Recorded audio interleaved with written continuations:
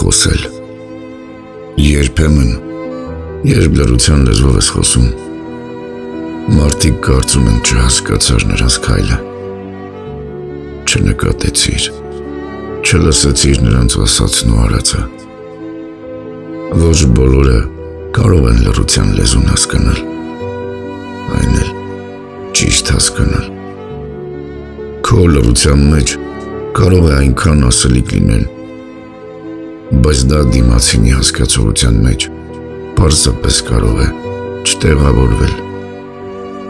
և նա լռելը սխալ հասկանա։ Մյուս կողմից էլ կարող է հասկանալ լռությանդ խոսքը, բայց ցույց տա, թե չի հասկացել, որովհետև նրան այդպես է հարմար։ Այո, միշտ չէ, որ պետք է լռել, և միշտ չէ, որ պետք է խոսել։ Ուղղակի երբեմն այնքան անօգուտ է լինում և լռելդ, և խոսելը, որ ես թափվում ու հեռանում ես։ Երբեմն էլ հեռանալու միջոց չկա։ Մեկ խոսում ես, մեկ լռում, բայց մեկ է։ Էլի հասկանում ես, որ մարդուն ոնց ու ինչ հարմար է, այն էլ անում է ու հասկանում է։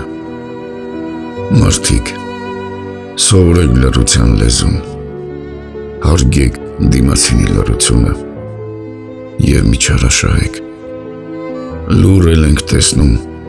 լուռ ենք լսում։ Կա լուռ պատասխան,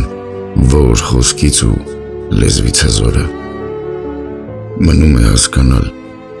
ու մտածել, թե դիմացինը չհասկացավ, լռել, թե խոսել։